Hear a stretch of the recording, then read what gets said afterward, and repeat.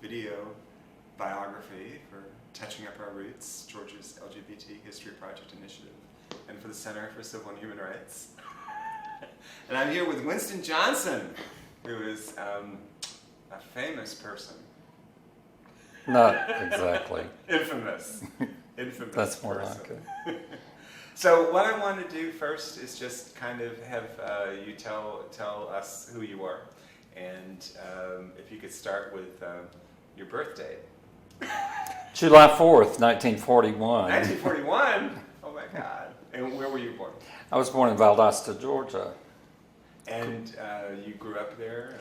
No, I don't remember living there, actually. We moved away when I was 3 or 4 years old, and I grew up in North Florida, just across the line, between Valdosta and Tallahassee. And you had an older brother? I have a brother who's 7 years older, and then I had 6 half-siblings that were my father's children by his first wife who died. And the oldest one of those is 26 years older than me, and she's still living. She's 92. So then you grew up in North Florida? Greenville, Florida, which is nowhere. And anything you want to say about your childhood that was outstanding? Nothing was outstanding about my childhood because I was quite different. I had my little doll family, and I just wasn't like other boys very much. And I didn't really like Greenville the older I got, and so by the time I got out of school and I went to college, I knew I never wanted to go back to a place like that. A small town. Could never do it again. When you were a little boy, did you think of yourself as being gay? Or? I just thought of myself as being different. I didn't know. I didn't know what gay meant until I was probably 25 years old. But I just felt different. I wasn't like the other boys around me or my brothers. Because you played with dolls. And, yeah. Yeah. I mean, I wasn't just a big old girl, but I did have my little doll family, and I can remember when my family was trying to get me away from the dolls. Did you realize when you were a boy or a teenager that you were attracted to other boys? Yeah, I did. And some of the boys I was attracted to were temporarily attracted to me too, but they sort of grew out of it, you know. They were basically straight, but I think teenage boys will kind of do anything when they discover their sexuality, and so I thought that I would grow out of it too, but I didn't. So then where did you go to college? University of Florida, Gainesville, Florida. And you said that I think when you were a sophomore that you kind of had a crisis. I really did. I did well my first 2 years in college, much better than I should have done considering the preparation I had in high school. But one reason I did so well was because all I did was study and go to class and study and go to class. And I was repressing my sexuality because all along I kept thinking it's going to change. You know, I'm going to be attracted to girls any day now. And I didn't. And the summer of 1961, I turned 20. And that was the summer before my junior year. And it was an awful summer. I mean, I knew I had not changed, and I figured that at 20, you were mature. So I didn't think I was going to change, and I had not been prepared to live my life as a homosexual because all I'd ever heard about homosexuals was horrible stuff, you know, child molesters and going directly to hell and all that kind of thing. So I became suicidal. When I went back to university, I started smoking and doing all kind of stuff that I hadn't done before, and then I quit going to classes, and I would tell my parents. I would go home weekends. It was only a couple of hours to where I lived, and I would tell them I was going to flunk out, and I really wanted to drop out of school, and they would just, act like I was just an alarmist, and I knew I was going to flunk out, and I did. I made one D. I'd never made a D before in my life, and that was the only passing grade I had. The rest were Fs, so I was suspended. And I wanted to go in the Peace Corps, and my father was very much opposed to that. That was not an option, so. Did you confide in anyone about, because you said that this was all due to your realizing that you were gay? Yeah, no, I didn't, and I actually sought out a counselor at the university, Dr. Fouts, and I liked her, and I told her everything about how my parents were, not very understanding and not very well educated and all of those things. But the one thing I could not bring myself to tell her was that I was pretty sure I was gay. And so I never spoke of that to her. But I did become suicidal, and I went out on Archer Road in Gainesville, which was just a 2-lane, isolated road at the time, and drove my car over 100 miles an hour with the intention of just slamming it into the trees. But I chickened out at the last minute. You just couldn't do that? I just couldn't do it. But I was disgusted with myself because I couldn't do it. I didn't know the word gay. And all I knew was queer, which was a horrible word. And I'd heard that, I'd been called a sissy when I was young, and I'd been called queer when I was in high school a few times. It was a more gentle time then, so people weren't as hostile as you see now. I mean, I think there was less, as long as you stayed in the closet, I think people were not as unkind as they are now to kids in high school. But anyone who was, I guess, more queer than I was a real target, I can remember other people who were more obviously homosexual than I was, and they did have a lot of harassment. Still not in the ugly way that it's done today, real ugly way, but. I was thinking that everything in the movies and TV and books, that it was all negative, pretty much most of it was negative about. If you ever saw anything in a book or in a movie about a homosexual, they usually ended up dead, either by suicide or by some other tragic way. You just got the message that if you were homosexual, you weren't of any value at all. And I didn't think I was. You should just go ahead and kill yourself. Right, yeah. That's the feeling I had. And were you aware of any gay life or any, I know there weren't any student organizations, were there any gay places to go? There were no gay places to go, there were no gay newspapers, there were no gay organizations. And in Florida at the time, the president of the Florida Senate, Charlie Johns, was what we would now call a notorious homophobe. And he had started these investigations into homosexuality in schools and colleges, and they actually printed a report that was almost like pornography, some of the pictures. In later years, I found out the gay guys bought that because it was like porn. But when that was published with names, a lot of people committed suicide, and that was around 1960. And I remember hearing people talk about that some college professors had committed suicide because their names were put in that publication. It was a really ugly time in Florida for people who were gay. And you certainly didn't want to be one. So did you flunk out of school?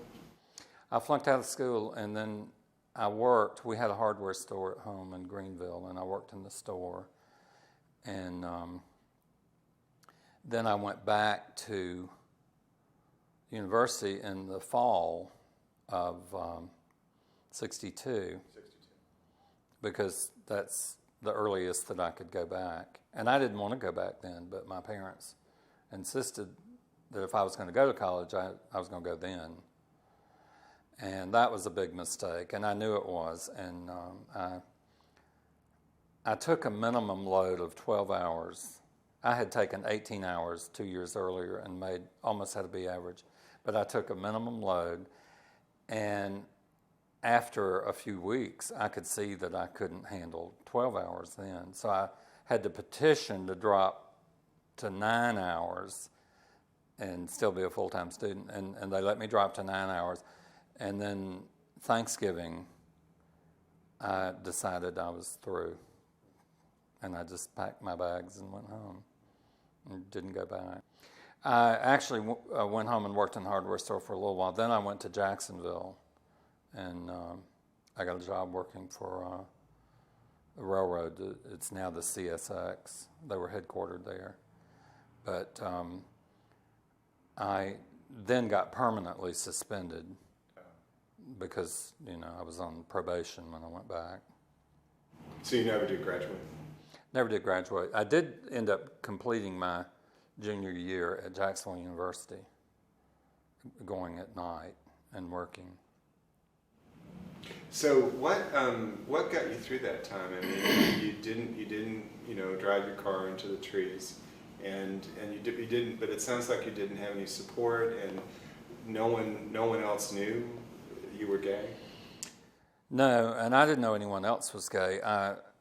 I found out later that there were a lot of guys that were in the fraternity that I pledged that were gay, but I didn't know it at the time. And but when I went to Jacksonville, I had a hometown friend who did not go to college. He'd gone there out of high school and had a job. And he was one of the boys that I knew from my high school days. And he was gay, but he didn't know anything about a gay community in Jacksonville in 1962. And but we got an apartment together. He'd been living with his cousin, but we got an apartment together, and we started sort of driving around the streets of Jacksonville at night, cruising around the streets of Jacksonville, and we discovered sort of an all-night coffee shop where gay people hung out. I mean, we still didn't know the term gay, but we gathered that some of the people in there were just like us. So that's how I started finding out that Joe and I weren't the only two in the world. And did you develop a circle of friends then? Gradually, yeah. In fact, we heard someone in that restaurant talking about one of the bars, and I was turning 21 that summer. We both were. My birthday was the 4th of July, and his was the 31st. And so as soon as I turned 21, we went to Don Wheeler's Bar of Music. And they had a piano bar, and they had this lady that played the piano, and all the gay boys sat around the piano and sang show tunes. And so we went in there, and we thought we were just real mature, but I'm sure everybody looked at us and just knew we were as green as we could be. And so they carded us, and we were out of there in about 10 minutes. And so we waited until after the 31st, after Joe's birthday, and then we went back there. And then we started to meet people who were gay. And then we found out there were other gay bars at the beach. The beach was where most of the gay bars were in those days. There was one other bar downtown that was sort of a mixed bar. It was called Howard's, and a lot of traveling men that stayed in the downtown hotels went in that bar. to meet guys. But that was not a bar we ever went to much. Most of the bars were at the beach where, there was some dancing. There was not much because you weren't supposed to dance, but there was a little bit. Well, it sounds like life got a lot better. It did get a lot better. And you finally had a community. Yeah. Right. And then in 1964... I met Leon, the love of my life, in Tell 1964. us about meeting Leon. Well, I was fixed up with Leon by a guy that I worked with at the railroad who was gay. He kept, the expression back then was dropping hairpins. I don't know if people know that now, but when you're dropping hints about whether someone's gay, that was called dropping hairpins. And one day we were having lunch, and David just dropped a whole handbag full of hairpins. And finally, I told him that I was gay, and he told me that he was. And we were not attracted to each other. I mean, we had become real good friends then at work. But sometime after that, I had seen Leon a couple of times in his brand new 64 Riviera by this time. And I had a new Chevrolet convertible, and we'd spotted each other on the bridge going to work a couple of times. And David knew him, and I didn't think he was gay. I just didn't think he could possibly be gay because he didn't seem like he was gay, but I thought he was real attractive. And so I mentioned to David about him. He said, "Oh, I know him." And he said, "You want to meet him?" And I said, "Yeah, but I don't think he's gay." And he said, "Oh, yeah, he is." I know he is. So anyway, he had a cookout on April the 26th, 1964, with lots of lesbians and dogs and gay boys, and the whole purpose of it was for Leon and I to meet. And so after the cookout, everybody went to the beach, to the bars, except for Leon and I. And we spent that night at David's. And we stayed together for the rest of his life, 42 years. That's so wonderful. I mean, these are stories that we just have to know, have to tell. So then you and Leon became a couple. Yeah, we didn't realize that we were going to, we didn't have any expectation of staying together. We didn't even think it was possible. We didn't know of any men who had long-term relationships. We'd never heard of that. And so we just, before we knew it, we had fallen in love with each other. And after a couple of years, we really thought that we would have to split at some point so everybody wouldn't figure out that we were queer, because we just knew that we couldn't stay together. It just didn't seem feasible. Back in those days, you couldn't hold down a job if you were known to be gay. People got fired because they were gay. And Leon had already been in the Army. He had served 3 years in the Army. But I was 6 years younger than him, and so this was during Vietnam, and the draft was just nipping at my heels. And so I had to do something to keep from getting drafted. And so I applied for the Naval Air Reserve. And of course, one of the questions was, do you have homosexual tendencies? And if you check that, the common knowledge was that it was a huge mistake to check it, because everybody would know, it would follow you the rest of your life, and you wouldn't be able to get a job and all that. So, of course, I checked that I didn't have homosexual tendencies, and so I was accepted into the Naval Air Reserve, and I went. That was in the fall of 1963, and I met Leon right after I came back from my 6 months active duty in April of '64. And so I stayed in the reserves for 6.5 years, and was honorably discharged. He was honorably discharged from the Army. But anyway, that was,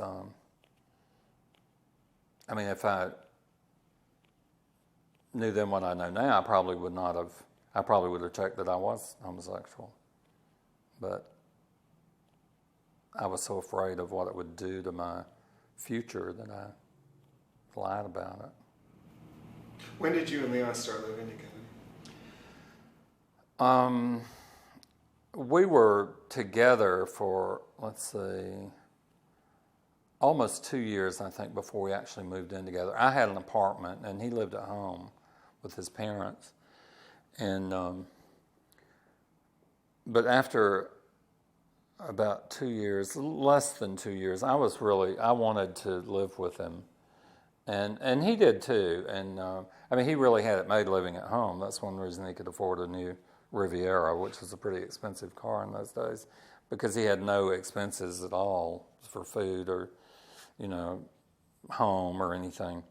But we got an apartment together in, I guess it was late 1965. And that was just a big thrill. We moved into this new 1964 apartment complex that had a pool in the middle, and it was nice. And you did know some other couples, some other male couples that lived together, right? Yeah, in fact, we moved in an apartment that two guys moved out of, and they had been together about 10 years. And one of those guys was from the next town to mine. I had known his mother and had known his sister, and so that was kind of a revelation because I knew of him, and to find out that there was another person from my county who was gay. But they were the first people I'd known of who'd been in a long-term relationship, and his partner was a doctor, and I thought that was pretty amazing. His partner had been married and had 5 children, but was then divorced. So, but we started to meet other gay men and lesbians, and we found out that some people were in relationships, but still, we certainly didn't think it was a lifetime thing. One of the things I was thinking as you're talking is people don't have a sense anymore of how secret it all used to be, and how we pretty much were on our own, and we had to go out and we had to find people, and we had to find places, and we had to really develop our own networks. There were not organizations, there weren't groups to go to. You pretty much kind of had to find people yourself. Yeah, you really did, because in 1967, I was going to be transferred. My job was going to be moved to Richmond, Virginia. And Leon had just lost his job, and we wanted to stay together. I did not want to go to Richmond, but I couldn't stay with the company I was with unless I went to Richmond. And Leon was looking for a job, and we decided that we would try to move to Atlanta because his family lived in Jacksonville. We sort of wanted to get away from his family and mine. Mine lived 120 miles away. And so we both started looking for jobs in Atlanta. We'd come up and, get interviews and that kind of thing. He got a job right away up here. And he moved up a couple of months before I did because I got a job later. But that's the best thing we ever did, was come to Atlanta. And Atlanta was New York City compared to Jacksonville anyway, so that was a good thing. And there were several gay bars here, and we had made some friends here who had friends in Jacksonville, so that helped because we sort of already had a built-in social life by knowing these people before we moved here. And then we started meeting a lot of people when we came here. Let me backtrack for just a second. Did you think your family is his family, your family, that they knew that you had a relationship? I don't think they did then, because we did everything we could do to make sure that they didn't know. We would say things like, "Oh well," I mean, his family had been to our apartment, and my family had been there, but they just thought we were roommates. I mean, we were both. I was in my 20s. Leon had turned 30 by that time, but we just pretended to be roommates. They never ever saw any affection between us or anything. And then when Leon moved here, it was a real good excuse for me to say that, I didn't want to move to Richmond, Virginia, and I'd rather live in Atlanta. Well, my family thought that was great because Atlanta was a lot closer to home than Richmond was. So that was my reason for coming to Atlanta, and since Leon was my friend, I could share his apartment, We just went to such ridiculous lengths to conceal who we were, I think it's important for people to know that. We had separate bedrooms. Oh, you did. We always made sure that everybody knew that was Leon's bedroom and this is my bedroom. And if family came to visit, we would share one of the bedrooms so that they could have, you can have my bedroom and Leon won't mind if I sleep with him. Mighty straight of you. Right. Now, when you came to Atlanta, was this an idea also that you had in mind that it was a gay mecca? Well, we had been here a few times to visit friends, and it did seem like a gay mecca to us. Of course, it was nothing like what it has become, in the ensuing 40 years, but compared to Jacksonville, it was a gay mecca. Lots of places to go. There were even restaurants that were very gay friendly, there was not anything like that in Jacksonville. But, still then there were no gay organizations or newspapers or anything like that. Most of the socialization was private dinners at people's homes. There wasn't nearly as much going out to eat, as there is now. People would have dinner parties, people would have cocktail parties. In fact, when we first came here, everybody used to joke about how formal Atlanta was compared to Florida, because almost every invitation you got back then said coat and tie. Coat and tie, can you imagine? So all these gay boys would get together and go to somebody's apartment and have cocktails and wear a coat and tie. So you wear a coat and tie to a private cocktail party? Yeah. I guess because people didn't want to see, a lot of flamboyant gay men coming in and out of their apartment building, so they thought it would look more acceptable. So people if we were dressed still up, concerned about not being openly gay. Right, very concerned about appearance. You didn't want to offend anyone by letting them know that you might be gay, because our feeling was that if people knew we were gay, they would be offended. How were you affected by Stonewall? The Stonewall. Well, we were thrilled to hear about it. That's all. We just heard about it. But we heard a lot more about it in later years because there was no gay press back then. But, the word did get out that had happened, but we didn't have nearly as many details then as we do now. But it was exciting to know that someone had said enough is enough. We weren't ready to say that down here, and going to New York was just, the most fabulous thing in the world, because you could go to Greenwich Village and see people actually holding hands and things like that, which you could not see in Atlanta. It was just unheard of. But even when we went to New York, we would make up lies. We stayed one night in the St. Regis Hotel because I got a discount there. And other times when we'd go to New York, we'd stay in some sleazy, cheap place or the Y or something like that, and we always said we stayed at the St. Regis. And we would never tell anyone in our families that we went to Greenwich Village because most people had heard really bad things about Greenwich Village, that there were lots of queers there.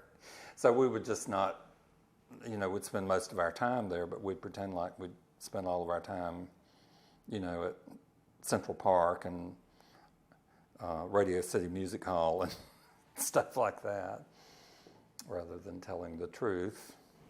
I remember that in the early 70s, there was the Gay Liberation Front in Atlanta, Mm-hmm. and there started to be some political activity, and I don't think there was a newspaper until maybe the mid-70s, but were you aware of that? We were aware, we were afraid to get involved. I remember probably, I think 71 or 72, we went over to the park, but we sort of kept our distance. We were close enough that we could hear the speakers, but we were trying to act like we were just passing by so that if anyone we knew saw us, that they wouldn't think we were part of that. And it was really crappy to do that, but we were afraid. We were afraid we'd lose our jobs. And by that time, I had almost lost my job because I was gay. Oh. So I had every reason to be fearful. So what happened? Well, I had started to work for Eastern Airlines January 16th, 1968, in a job that was the lowest rung, but it was a great job. I was based at our sales office, which was up here in Midtown, and they had a brand new Lincoln Continental with a telephone in it, and I drove it. And it was not a limousine, it was just a regular sedan. And I thought I'd died and gone to heaven when I got that job because I'd never been in a car that had a telephone in it, and a few people had in those days. And I would pick up VIPs and Eastern executives and that kind of thing. And I wore a suit, I didn't wear a uniform, and if they wanted me at the airport 5 o'clock in the morning, I was there. Whatever they wanted, I did it. And I did it real well, and I started getting complimentary letters, which I still have. And I'd been there about a year. It was 1969, and my boss called me in, and I thought probably to give me a raise or something because I'd gotten so many nice letters from customers I'd met, and some of them were celebrities, and some of them were, CEOs of big corporations in Atlanta and other places. Well, he shut the door and sat down, and he said, Winston, I've been told that you're a homosexual. And, it almost knocked me over because I knew that meant, firing, because by this time I knew some other gay people. There was a sales rep in the office who had driven the car before I had, and he was gay, and we had become friends.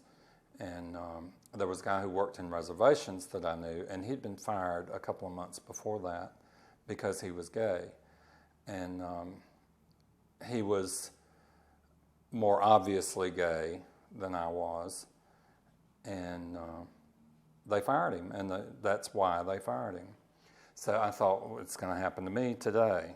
So I still can't believe I didn't get fired, but I didn't, because that's... Did you deny it? I denied it, and I'm glad I did, because had I said I was, I would have been fired, and who knows what would have happened. I might have had a real rough life, who knows. But I'm glad I denied it because I kept my job, and I had a great career there. But I said, Chuck, who told you that? And he said, well, I can't tell you who told me, but it came from one of our big corporate accounts. And I was 28 years old then, let's see, 27, 28, I think. And he was probably late 40s or 50 maybe. And I still can't believe I got by with this, but I said, well, is that all you're going to tell me? And he said, that's all I can tell you. I can't tell you who told me.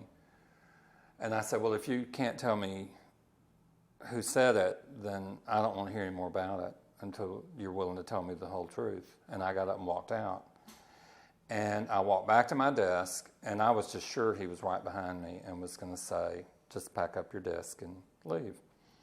And he didn't. So I couldn't believe it. He left the company a few years later, and I was really relieved when he left. And I had changed jobs. I'd moved to the airport. But when I heard he was dead a few years after that, that's when I really was relieved. But that next day, I think I had lunch with Jim, the gay guy who was a sales rep. And Jim had told me he wanted to have lunch. And he said, have you talked to Chuck? And I said, yes, he called me in yesterday and someone told him I was a homosexual. He said, well, I know where it happened and I was there. So he told me all about it, and it was at National Service Industries. It was a woman who was a secretary at National Service. And Leon worked in National Service. He was assistant controller in the accounting department. And Leon and I never, ever talked to each other at work. I mean, almost never. And if we did, we never said, I love you or anything affectionate. It was strictly business. And we cannot figure out how this woman, whose name was Ann, put two and two together, but somehow she did. And what happened, it was the airlines used to really cultivate the executive secretaries because they were the ones who booked travel. And they had a thing called Women in Travel, and they had a reception and food and all that, and they were standing over the food table, and Chuck, my boss, was telling her, you know, if any of your executives or board members, you know, if you really want to impress them, we've got a nice young man driving our executive car now. And his name is Winston Johnson, and just, you know, give us a call and we'll set it up. And she said, Winston Johnson. She said, I think he's married to this guy who works for us. And so that's where it came from. And we still have no idea how she knew that, because we had never done anything that would have given her that impression. But maybe she knew that we lived together somehow. Anyway, that's how close I came to getting fired for being gay. So he just left you alone? He left me alone after that. He never said anything. But I left there soon after that. A job opened at the airport, and I took it. And so I never, you know, I didn't work for him anymore. But then there was a sales rep job that opened after I was at the airport, and I did apply for that, and I didn't get it. And I'm sure that's why I didn't get it. And that was always, a sales rep job was a path to, you know, middle and higher management. So I feel sure Chuck was still there when that job came open. And I just know that's why I didn't get that job. But the job I ended up in at the airport ended up being a great job. And I stayed there for years. I was a customer service rep. I handled VIPs and executives. That was the days before everybody had access to private jets. And so it was a low-level management job. And I used to see the president of the University of Florida all the time, because Gainesville, Florida had air service to Atlanta. And if you were going north, you came to Atlanta on Eastern and connected here. So we always knew the people from Tallahassee and Gainesville and Pensacola, places like that. And the president of the university knew my brother, who was a well-known, successful alumnus of Florida. And he was always saying, well, what are your plans? You know, what are your plans for the future? And it was almost embarrassing. I told Dr. Marston one time, I said, well, I know you know my brother's a big achiever. And I said, I'm just really not. I'm satisfied where I am. And that was because I'd accepted that I had gone as far as I could go, being gay and being in a relationship with someone. And by this time, this was in the, you know, late 70s, 80s by the time I was telling Dr. Marston this. I knew that I had had other opportunities I could apply for middle-level management, but I knew that Leon and I were not going to split up. And if we both moved, it was just too much of a problem. Our relationship meant more to me than advancing at Eastern. So I just pretended that I was happy as a lark in that job, and in a way I was. But you accept limitations, or, I don't think it's as much so now, but I mean, there are a lot of places where you can still get fired for being gay, and until we get into past, there'll always be places that can do that. But I know that my generation, particularly, people self-limited what they would go for.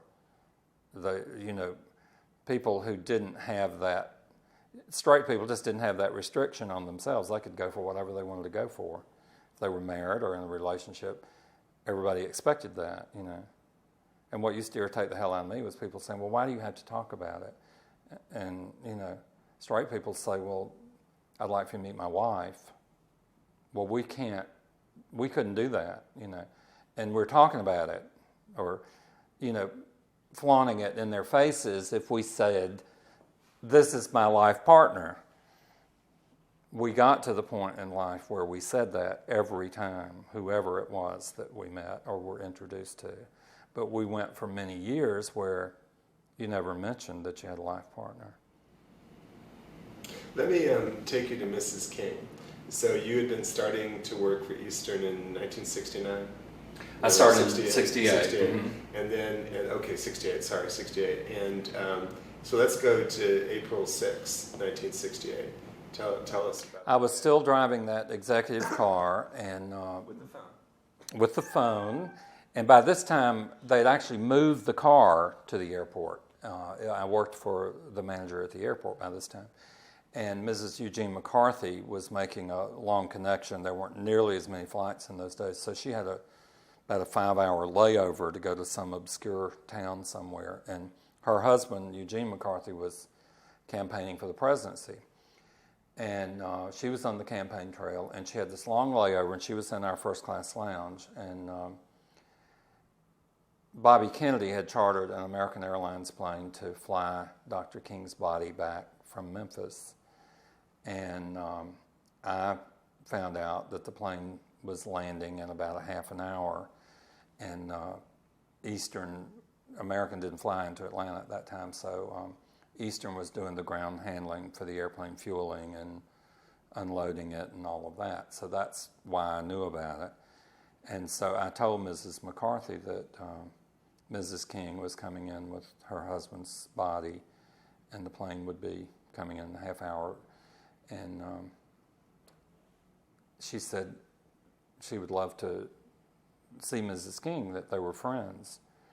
And I said, well, I can take you over there. I have a car right at the back door of this lounge, and I'll take you over there. And I did.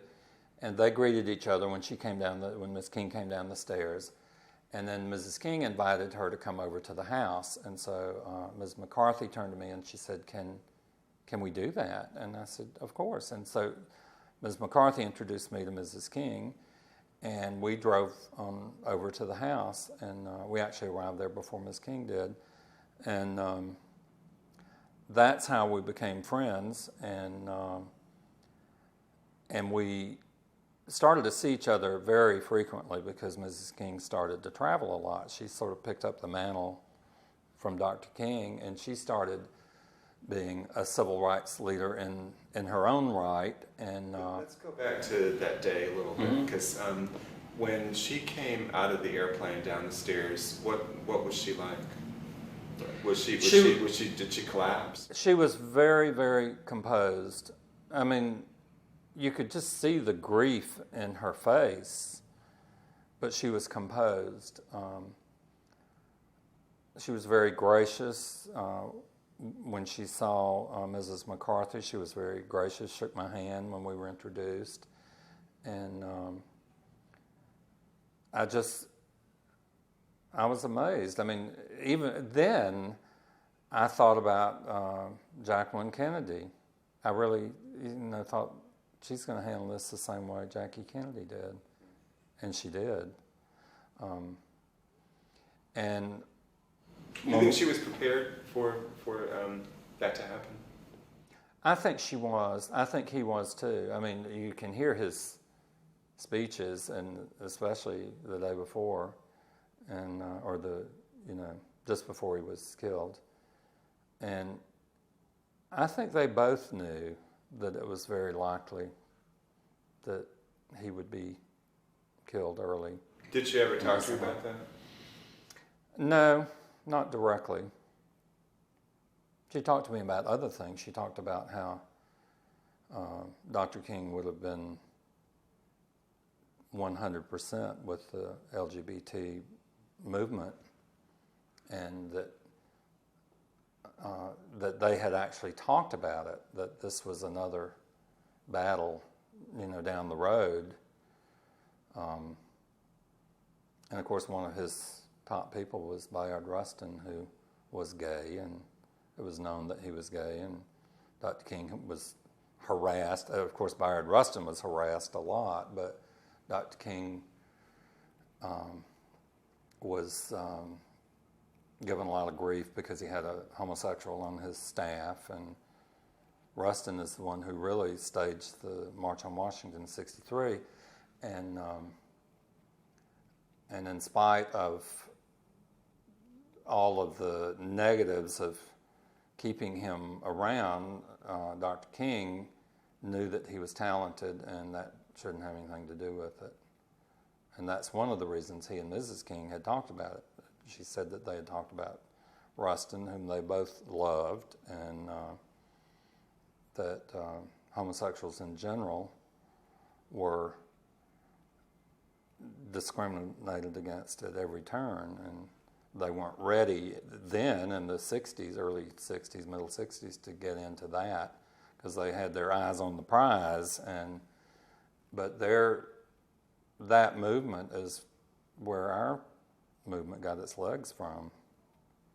Leon and I were involved in that movement before we even thought about getting close to the gay liberation movement, because we were afraid if we got close to that we'd lose jobs, and we knew we could be more effective with income than without. So you involved with the NAACP? Yes, I worked on the Freedom Fund dinner with John Dale Johnson, who was the executive director here for many years, and Julian Bond had been the president. And I worked with Billy Aaron, Hank Aaron's wife, for United Negro College Fund. I worked on Urban League dinner a couple of years. It was safe to be white and be gay and be in those movements. That, early on, it didn't feel safe to get into gay rights issues.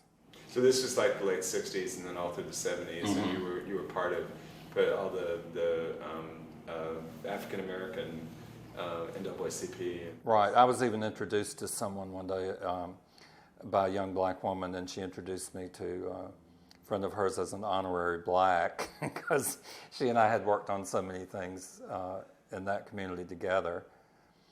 And we thought things were going pretty well for our community. We were sort of getting the crumbs that were falling off the civil rights movement, and we thought that was good. And all during this time, you got more and more friendly with Mrs. King, and you were saying that yes. she traveled a lot, and so she would see you at the airport. I would see her at the airport. Her assistant for many years, those first years, was Bernita Bennett, and Bernita's ex-husband was Dr. Fred Bennett, who worked with Dr. King for many years before his death. And they started traveling, and, they didn't have a lot of money. And so, of course, they had coach tickets. And I had changed jobs shortly after the day that his body came back. And so I was in a job where I could upgrade her to first class. The upgrade queen? The upgrade queen, right. And in those days, there weren't frequent flyer programs, so frequent flyers didn't get first class unless they bought it.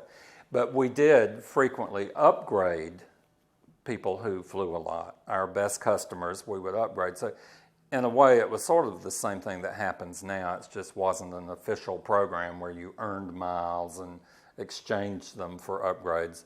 We just tried to keep up with people who were our most frequent flyers, and we would upgrade them. And of course, she was one of our most frequent flyers. Dr. King had always flown Eastern because Eastern was always much nicer to them than Delta was. And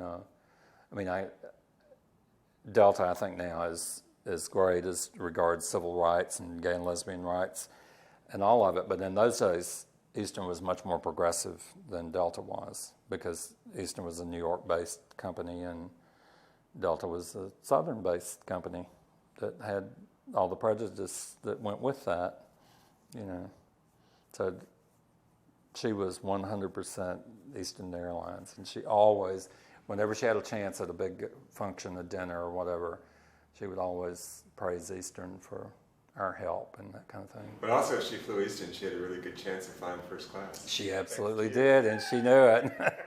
She absolutely did. So do you think that had something to do with your becoming friends? I mean, not the whole thing, obviously, but I mean, in other words, you just saw each other often. We saw each other often, and then she started, I can't remember when exactly, but after her grieving period, she went off for a while up to New England and started writing her first book, My Life with Martin Luther King Jr. And I would see her, she'd come home occasionally for a week or two, and then she'd go back. And then after she wrote that book, she had the idea for the King Center. And she started the Martin Luther King Jr. Center for Nonviolent Social Change in her basement over on Sunset. And it was there for years before, the buildings were built on Auburn Avenue. And she started making speeches and raising money for the center. And she had cataloged, well, maybe not cataloged, but collected everything he'd ever done, including his last car, which the last I heard was still in the garage in that house on Sunset. But she knew everything that he had written and any awards he'd received, anything. She knew all that was very, very important. And so I started working on, when they started having fundraisers for the King Center, I would work on those because I felt committed to it, and I really just loved her. I mean, from the very beginning, we took to each other, and we cared about each other. For years, I would go by there every April 4th and take her one red rose. If she was home, I would drive over there and give her a red rose. And so you just had a really good rapport. We had a great rapport, and then I started involving Leon. I'd get him on these committees, like when they started having the Salute to Greatness dinner. I'd bring him with me, and he wasn't my partner. He was just my friend Leon Allen, who was interested in working to, create the King Center. And that was for years. It was just like that. I mean, we were always there together, but it wasn't. Nobody admitted. I didn't admit, or did anyone else, that we were a couple. Do you think just being together just kind of spoke for itself? I think it did. I mean, I think a lot of people. I mean, I know after a few years of that, most of the people that we got friendly with knew that we were a couple without saying it. And that went on like that until '86. So before we get to that, did Mrs. King talk to you about her vision for the King Center? Yeah, well, she would talk to, always when we would be forming a committee for the next year's event, which eventually became King Week. There were all kinds of events every year. She would always talk to us, and she'd talk to me personally because I got to spend a good deal of time with her one-on-one because of the fact that she traveled so much, and we'd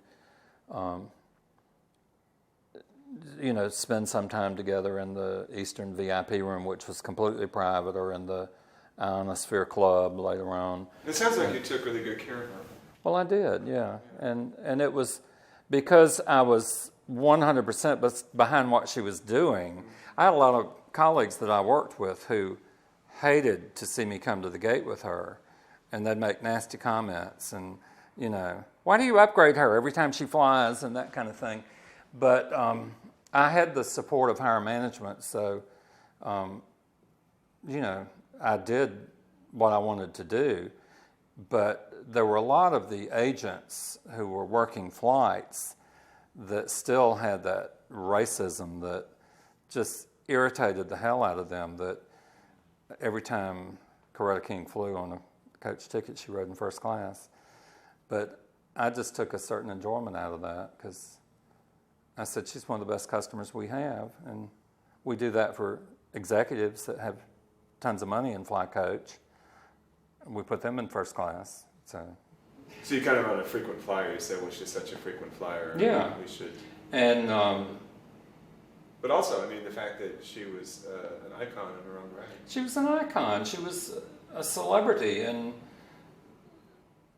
she had been through hell to me, having her husband assassinated, and it was human kindness to do that for her. And she gave Eastern her loyalty by always, and if people were flying in for events, speaking or whatever, she always had them fly on Eastern. Years later, Eastern became, sponsors of some of the events, and we would give them tickets, and we'd get credit for it in the programs and things like that.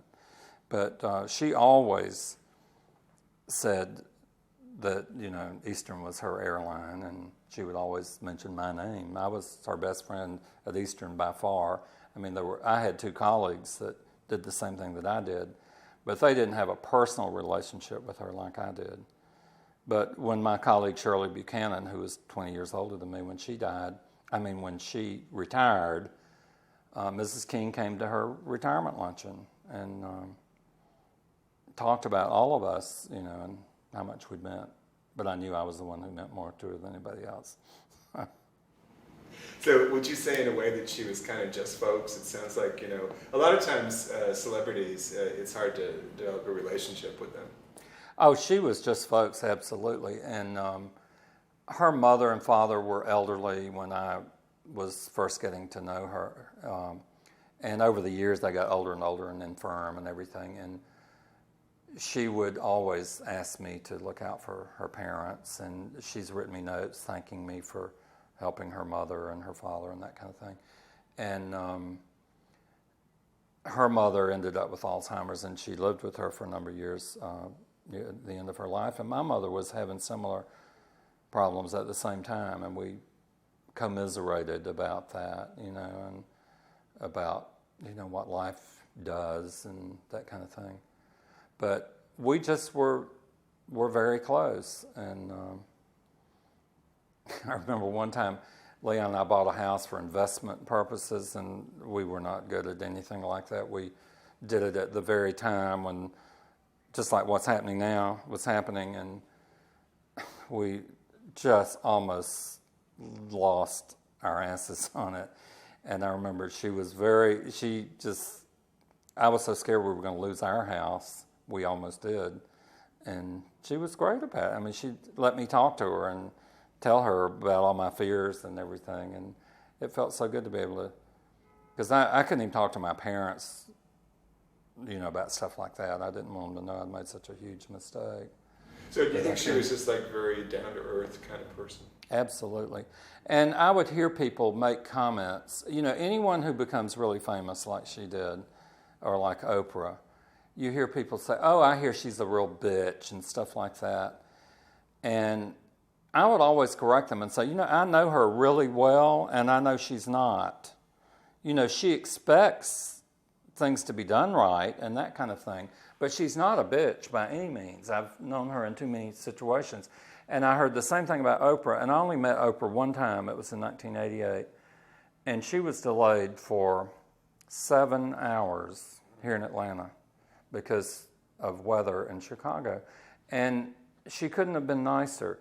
But for some reason, people have a tendency to think that if someone is celebrated and well-known, that they become nasty. And I can tell you that Oprah was not that way, and I doubt whether she's that way now. And Mrs. King was never that. She was never a bitch. She was always nice to people, unless they were ugly to her. But even then, she never sunk to name calling, and that never, no matter what anybody said. She would tell me like her grand vision, of things. And what was her grand vision? well, that more and more people would embrace nonviolent social change, because that was the crux of everything that her husband believed in, and she did too. And in fact, I know that not from her so much, but from other sources, that she went to a real left-wing liberal college, Antioch, and I think really that she hasn't received as much credit as she should for pushing him towards the activism that he did, because she really was, I believe, a bigger activist than he was when they first met.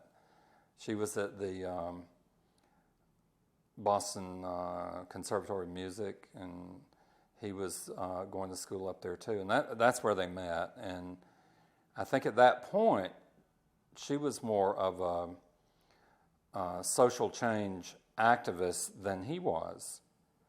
And I believe that, she would never have told you that because she was modest, but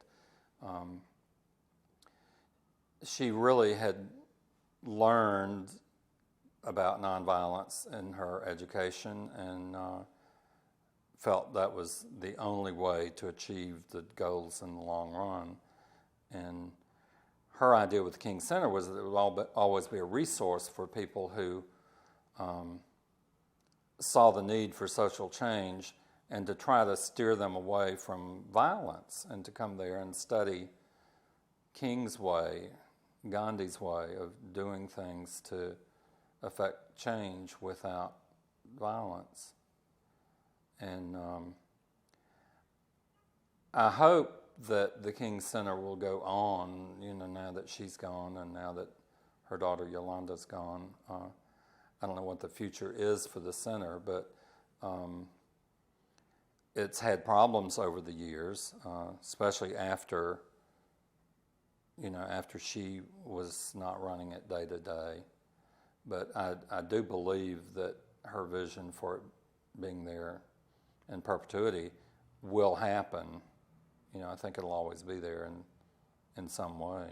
Did she see the holiday as being like a key to sustaining the vision? Or there would be no holiday without her. There would, I believe, had he been married to anyone else, that holiday probably wouldn't have happened. But she felt that was extremely important, and she worked and lobbied and fought for that holiday for years. And to me, that is her single greatest accomplishment. I think she gets all the credit for the holiday.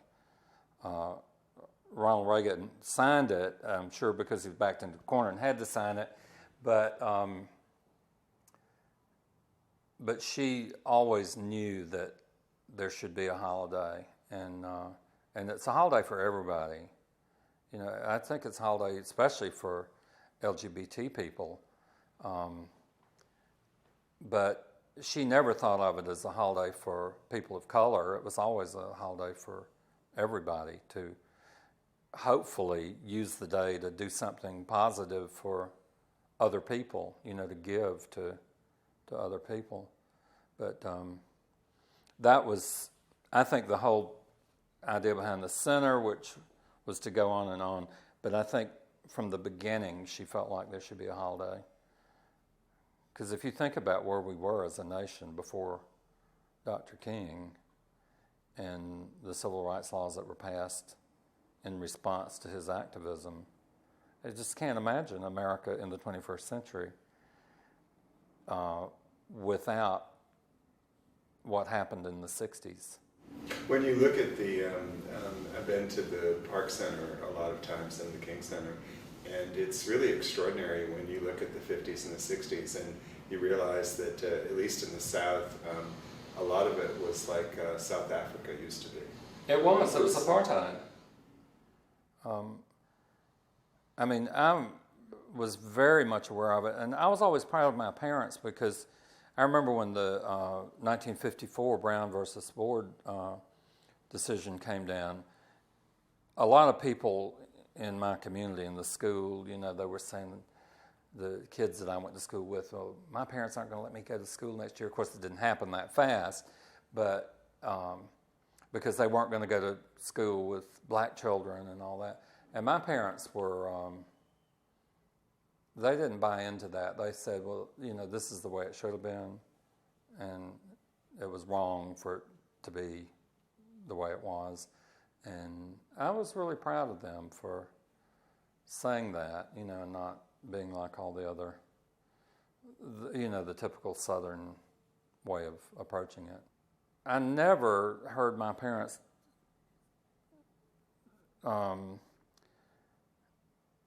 be afraid, talk, you know, in a fearful way about integrating schools. And that was a huge deal when that came down. Everybody just went crazy. As you know, they changed the flag in Georgia, and that was the beginning of all the private Christian schools, you know. They started opening schools everywhere so that children wouldn't have to go to school with black kids. And my parents thought all that was ridiculous. Mrs. King was a real believer in her Christian religion, and I think that she really believed that Martin was in heaven and that they would be reunited someday. I mean, she certainly grieved, but she knew that she had a lot more to do with her life than to grieve. And I think she took her grief and she made that holiday happen because of her grief. You know, she really worked. I mean, she traveled, and she would be, you know, coming in the middle of the night and going out 2 days later, early in the morning. And I mean, I saw how hard she worked for all those years. And I think that she used her grief in a real positive way to help create change. And that holiday creates change. Every year, more and more places celebrate that holiday. Places that you never thought would, that the holiday's now, you know, celebrated. And as it goes on into, you know, the future, the sacrifices that he made and that she made will never be forgotten because of the holiday. So you think her sense of mission really sustained her? Oh yeah, absolutely. She didn't let getting tired, and you know, I wish I could have been more like her, really, because I sometimes get really down and just don't do anything. And I don't ever remember seeing her in that mode. She always knew. She had a sense of duty and of mission. And she never did any of it for money. Whatever money she made went to the center and went to her mission. She continued to live in that house on Sunset, which became a worse and worse neighborhood over the years. But none of that meant anything to her. She was absolutely not into material things. Although she enjoyed first class. Well, of course, but that's not material, that's comfort. And when you're traveling, you know, 300 days a year, a little bit of comfort there is a good thing, but it wasn't for, she didn't drink, it wasn't for the free booze or anything like that. But to me, just continuing to live in that house, when she could have made a lot of money for herself, because she was a famous person who could get paid lots of money, you know, people, you know, George Bush even says in the new book, he's going to go make a lot of money making speeches. But she was never into it for personal gain, ever. She wasn't interested in jewelry, clothes, any of that. I mean, she was absolutely committed to the cause of social change. She went to Africa numerous times. That is hard to do. I've never been once because I don't want to be on an airplane that long. She went over and over and over again to different places to try to affect positive change in Africa. She adored her children, I know that. And she had a housekeeper for years and years and years, the same lady. And she had a personal assistant that stayed at the house, Patricia Lattimore. And they were family, they were part of the family. They helped raise the children and take care of things that had to be done.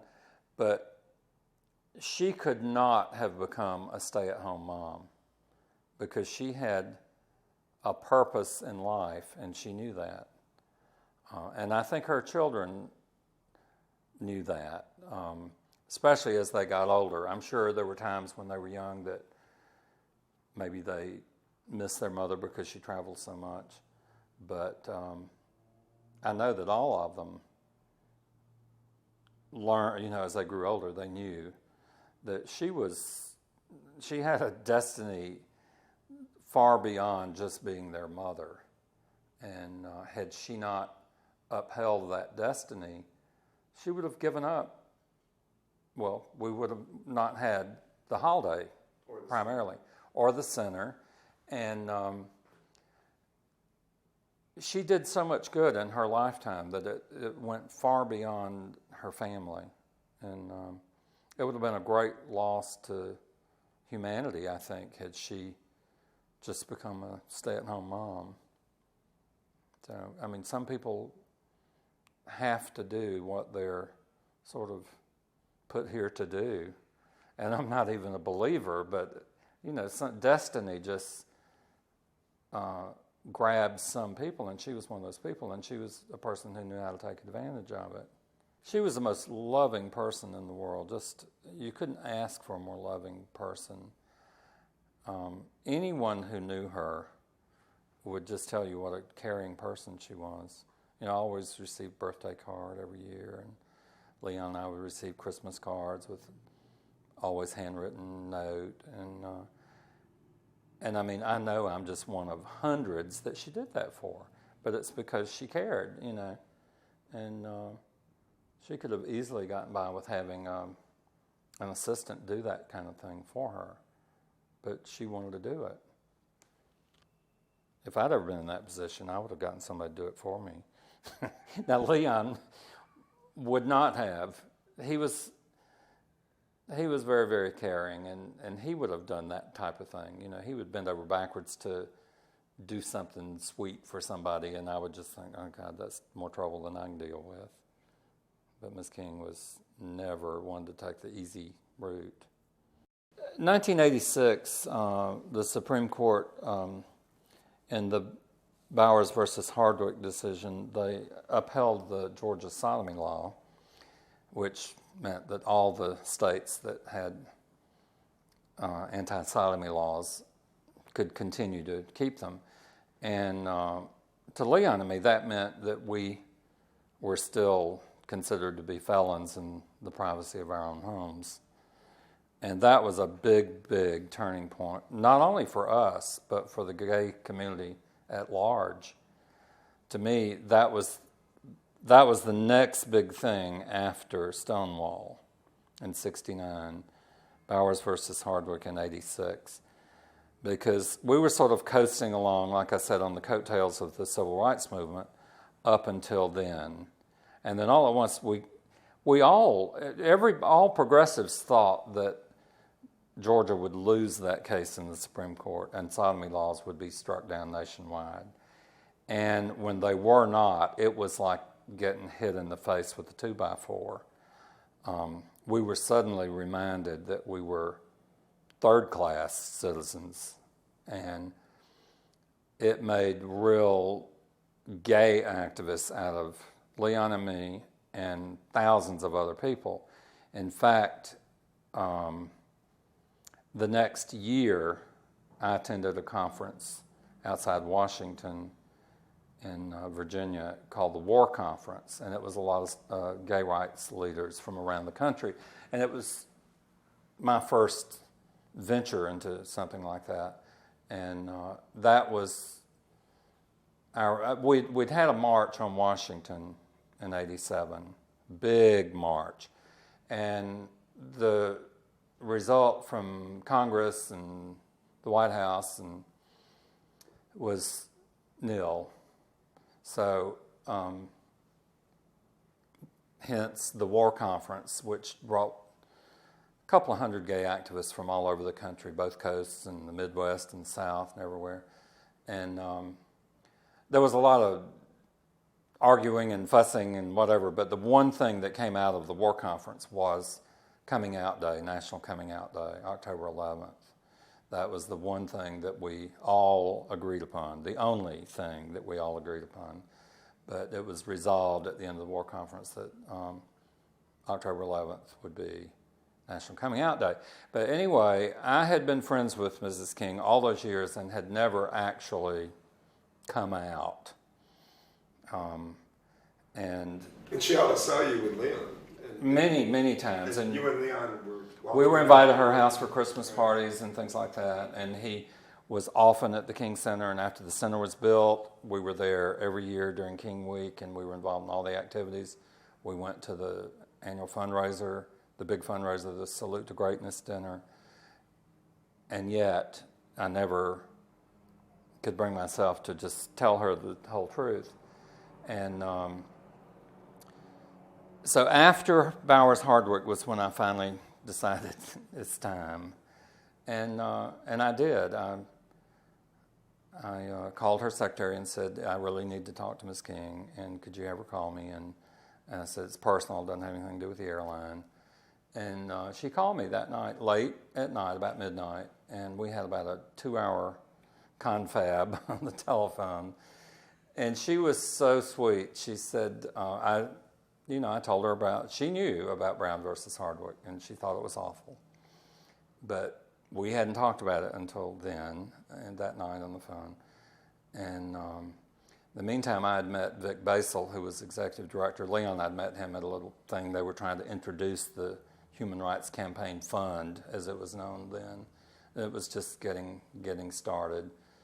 And we'd met him here. And I told Vic that I had a real high-profile friend. I didn't tell him who it was in the civil rights movement. And I wanted this friend to get involved in our movement if possible. And so I told her that it was really important to me for her to do something very visible, that would get national attention.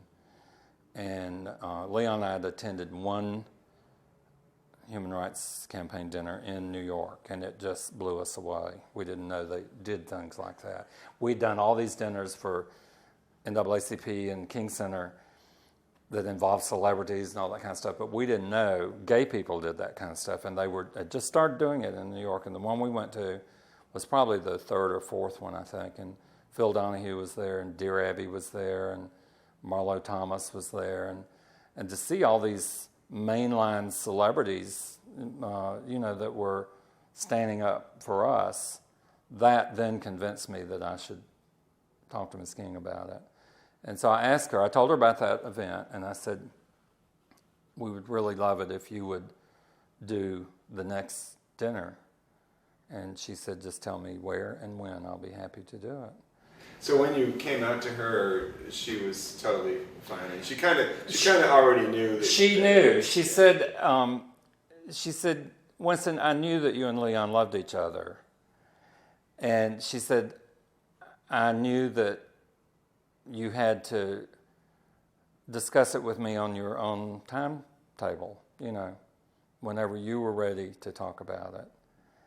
And she said, I just feel real happy that you want to include me, in your life in that way.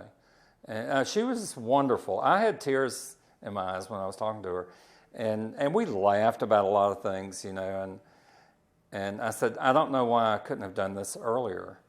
But I said, because I knew you loved me. And I said, I felt like you loved Leon too. And she said, I love both of you. And she said, I could see that you were a couple. And so anyway, it was it was one of the nicest things I ever did. And after that, I decided that if I could come out with Coretta King, I could certainly come out with all my siblings, and I did. And because up to that point, we were close to family, both families, but we never, ever discussed it. And I thought it was really important to let them all know that Leon and I had been together since April 26, 1964. This was, like 87, 88, and 87, actually, when I went to each one of my siblings. I went to their homes and told them the whole story. And helped them become activists on their own level. My sister in Valdosta, for instance, she knew all along too. She was the most clued in, I think, of all my siblings. And she always managed to have some gay friends, although they didn't usually talk about it either, but she knew they were gay. And after that, she told them about her brother, the big gay activist in Atlanta, and, let them know that. So you got Mrs. King to be the keynote speaker at the New York dinner. At the Waldorf Astoria. That was in 87. 87, I think it was. Yeah. And that dinner, the honorees were all Broadway gay people. Jerry Herman and Arthur Lawrence and Harvey Firestein and a couple of others. I can't remember their names right now, but it was just an incredible night. And she got up and said, "I'm here because my dear friend Winston Johnson asked me to be here, and I'm here to express my solidarity with the gay and lesbian community." That's almost a direct quote. But I was mentioned in her first remarks, which just really made me glow. There were 50 of us there from Atlanta, 5 tables, which was just wonderful too. And we just all were aglow after that. And we came back to Atlanta and decided, 14 of us decided we can do this in Atlanta. And so we got a committee together, and in May of 88, we had our first dinner, a fundraiser for HRC. And Mrs. King was part of that, right? Absolutely. She bought a table and paid for it. We tried to give it to her. She said, "No, I want to pay for it." And Martin, her son, bought extra tickets. He bought 2 extra tickets. They had a table. But she brought, all of the people she brought were from the King Center. And all except for one, I think, were all straight people, which I thought was very, very nice that she did that, to bring the straight people from the center to see this huge first event in Atlanta like that. So in 1988, I guess Lynn Cothran wasn't with her yet. I think he was with her, but not all the time like he was for many years. Because Lynn was not at the dinner, and I don't know why not, but maybe he hadn't advanced to the level at the center where he would have been included. Because most of the people she brought, like Dolores Harmon, who's in that photograph with me and Ms. King, were real senior people, that I guess she felt like they deserved to be taken out for a big deal dinner. And Lynn was probably one of the youngest people there then, and, was probably not there for that reason. But she adored Lynn. I know that. She loved him just like he became her chief aide, I think. Right. For about 20, I think it's about 20 years. Over 20 years, I believe. And he became just like her son. Well, one of the things I'm so glad about is talking to you, because people have thought that he was the one who got her involved in our movement. But you're actually the one. I'm actually the one who got her involved to begin with, but Lynn is to be credited with getting her to a lot of activities. I got her to the first one and the second one, our first dinner in Atlanta. But Lynn deserves a lot of credit because that was sort of the tail end of mine and Leon's involvement in the gay rights movement, because just before our second dinner in '89, Leon was diagnosed with Parkinson's disease.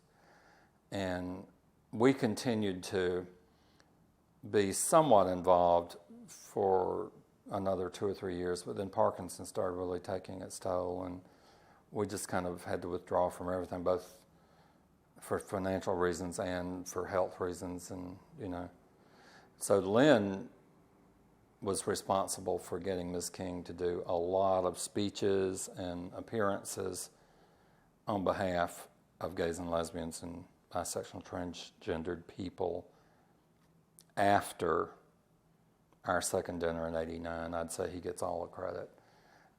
I'll take the credit for getting her involved in the very beginning, but she was ready to do it. And she told me at the time, that night when we had that long conversation, she said if Martin were still alive, he would probably have come to this sooner than I have. But she said, I know he would have come to it because we talked about it. And she just never had any inclination to discriminate against anybody. I mean, she just loved everybody for who they were. It didn't matter. She had a man who was a church pianist, and he was a very sort of flamboyant homosexual, and he was one of her dearest friends.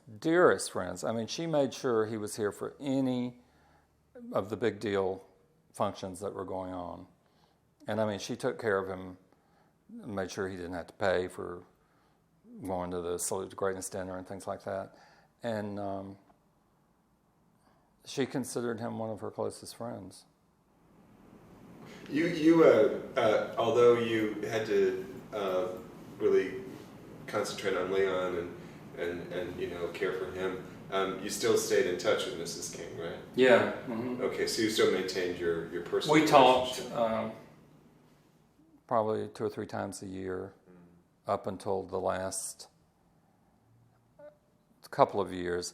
I didn't realize how sick she was, but I did receive a card that my last birthday card was about 6 months before she died.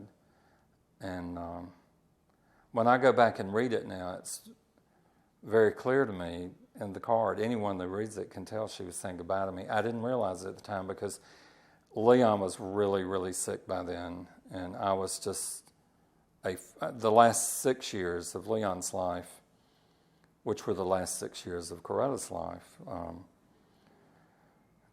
I was a full-time caregiver, and I was so bogged down in that I couldn't see anything, basically, except my sorrow for seeing that he was leaving me, in every way conceivable.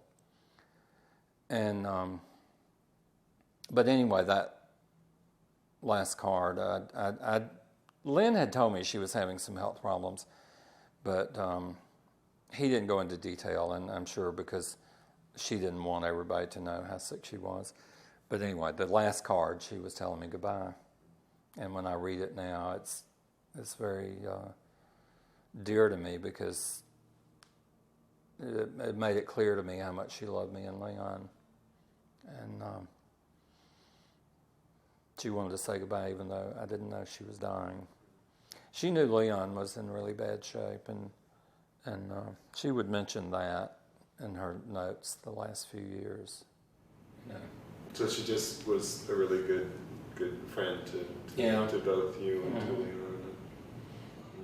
And Oprah bought that wonderful condo in Buckhead for her, and I was so sorry that she only got to enjoy it for about a year or maybe less. She was so sick by that time. When I heard she was doing that, I was so thrilled because I thought, well, finally she's going to get a really Oprah-style place to live in. And it was sad to me that her life was so short that she didn't get to. But you said those things really didn't mean that much. Really didn't.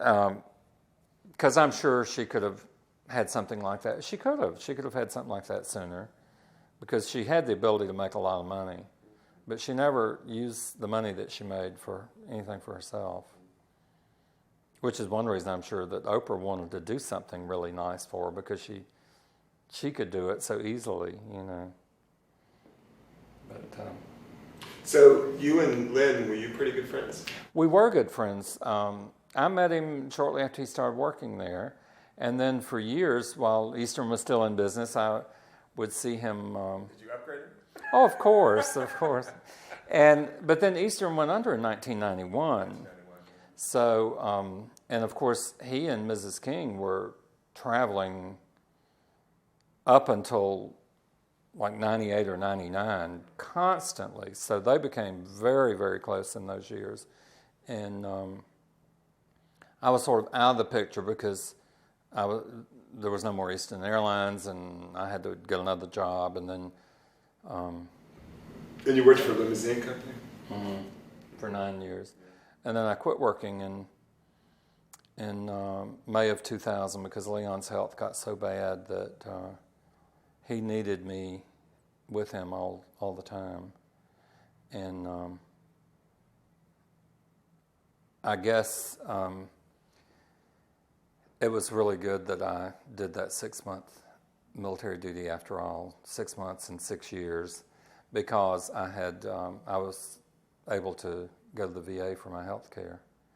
And had I not had that, I wouldn't have been able to quit working, because I'd already had prostate cancer and I knew I couldn't afford insurance.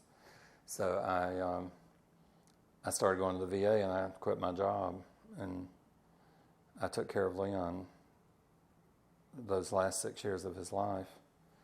And they were 6 of the best years of our lives, really, because all of the things that you have conflicts about, and, you know, sexuality, because of my illness and his, was a thing of the past.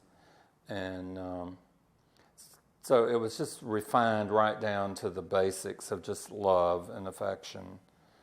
And we were so affectionate those last 6 years. It was just nothing more wonderful than to hold him in my arms and tell him I love you. And so I was very lucky that I was able to quit work in 2000. And then he died in February 16th of 2006 in my arms. The last 2 days he was alive. I just held him. And I can't think of a better way to have lost him. I'm so glad he didn't have to go to a nursing home, and he was able to be with me at home to the very last. So, at our first table captain dinner for our table captain party for the HRCF dinner in 1988, the first thing was in the fall of '87, and he said, "I just want to make it perfectly clear that I am now a full-time gay activist, which means that I'm going to have to give up my career as a male model," which made everyone crack up because Leon was definitely not a male model. But anyway, he had a great sense of humor and was a great activist. Well, I just think it just sounds like you like the dynamic duo, you and he. I guess we were. Our lives certainly wound down those last few years, but... Well, you were able to. The one that I want to close on, I want you to tell the dildo story. Oh. Well, at our first dinner, Kate Clinton, the lesbian comic, who is just wonderful, we had never met her before. We met her then, and she was part of our program. And Mrs. King and her table were right next to our table. And so Kate is doing her comedy routine, and she tells a couple of sort of off-color things, and then the one that just really embarrassed Leon, well, me too, but especially him, was she made some kind of comment about the dildo races, whatever that was. But anyway, it got a big laugh. But Leon and I just almost shrunk under the table. We were so embarrassed. Leon said, "Oh my God, I can't believe she said that with Coretta King in the audience." And so dinner broke up not long after that. And as we were speaking to everybody, she was right there behind us. And he turned around and he said, "Miss King, I am so sorry about those off-color remarks that Kate Clinton made." And she just put her arms around him and hugged him, and she said, "Honey, I'm a big girl. It's okay." And this very year, 2007, Kate Clinton was here for the first time since then, our 20th anniversary dinner. And I told Kate that before dinner. And so she told that story to the whole dinner this year. So. Oh, the last thing is that the award is in your and Leon's names, right? Tell us about that. Well, right after Leon died, Edie Coffrin called and asked if it would be okay if they honored us at the dinner in '06. And I said, "Of course, I'm flattered." And so they presented an award to me and posthumously to Leon to recognize our contribution, in the early days, and they announced that night that from then on the Community Service Award would be called the Leon Allen and Winston Johnson Community Service Award, which was just an incredible honor. And so this year was the first time that it was presented that way. So I guess that we're never going to forget you guys. Well, I hope not. I hope not. It'd be nice to know that somebody You're my hero. Thank you. You're welcome. Thank you. God, I just loved her so much, and so did Leon. And he died. She sounds like an amazing friend. He died almost exactly 2 weeks after she did. He was on his deathbed when she died, and he was not even aware. He wasn't aware. I had the TV going, and they were singing, and I went in, and he was in bed in there, and I crawled in with him. I was crying. And I said, "Do you know what that is?" And he didn't know. And I said, "That's Coretta's funeral." And he didn't respond at all. I knew if he understood what I said, he would have cried, because he cried so easily, especially those last few years. So he didn't know. But anyway, she died, I think, on the 30th. And he died on the 30th of January. He died on February the 16th.